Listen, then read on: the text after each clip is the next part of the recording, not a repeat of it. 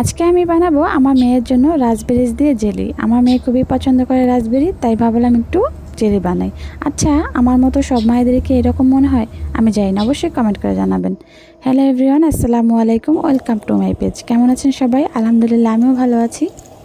Fry প্যানটি আমি এখানে high hit করে নিয়েছি এবং ধুয়ে রাখা রাসবেরিগুলো দিয়ে দিলাম। রাসবেরিগুলো যখন দিয়ে দিলাম তখন বাটারের মতো কেমন যেন গলে যাচ্ছিলো। আর দেখেন কালারটা কি সুন্দর, মানে চোখ জুড়িয়ে যায় আর মনে হচ্ছে যে এখনই খেয়ে ফেলি।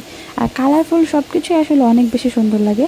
আর আমি এখানে দিয়ে দিলাম ব্রাউন সুগার। ব্রাউন সুগারটা এটা আপনাদের উপরে, আপনারা কম দেবেন নাকি বেশি দেবেন। যেহেতু রাসবেরিটা একটু টক ছিল সেহেতু আমি আসলে বেশি করে দিয়েছি, যেহেতু আমার বেবি খাবে বা আমিও খাবো, সে বড় ছোট বড় সবাই খেতে পারবে। তো এই জন্য আমি সুগারটা দিয়ে দিয়েছি। আর অত বেশি সুগার দিইনি, যেহেতু বাচ্চাদেরকে বেশি সুগার না খাওয়ানোই বেটার। তো আমি এখন এখানে একটুখানি নাড়াচাড়া করে নিচ্ছিলাম। 2-3 মিনিটের মধ্যে দেখি যে সব রাসবেরিগুলো একদম গলে যাচ্ছিলো। একদম মনে হচ্ছে এখনই জেলি হয়ে গেছে, এরকম একটা আর কি টাইপ। আর ভীষণ কালারফুল দেখাচ্ছিল আর সুন্দর একটা স্মেলও কিন্তু আসছিল।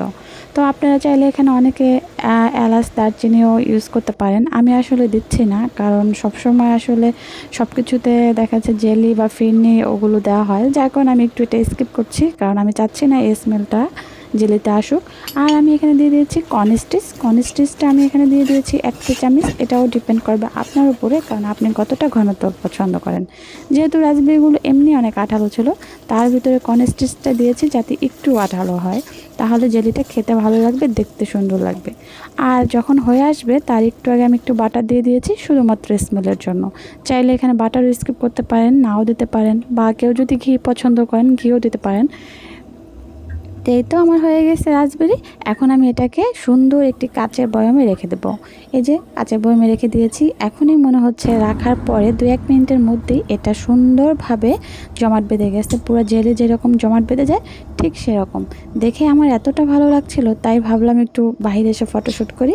তো যাই হোক, যেহেতু আমার কিচেনে ওইরকম উইন্ডো নেই, যার কারণে দেখা যাচ্ছে আলো পর্যাপ্ত আসে না আমার মনে হয় ভিডিও করার সময়। তাই তো আমার একটু ইচ্ছে হলো বাইরে এসে ব্যাকইয়ার্ডে একটু আমি ভিডিও করি। তো এই ভিডিওটা আসলে আমি বাইরে ব্যাকইয়ার্ড থেকে আমার কি ভিডিওটা নিয়েছি। তো বাইরে আসার পর মনে হচ্ছিল এটা দেখতে আরও অনেকটা বেশি সুন্দর লাগছিল।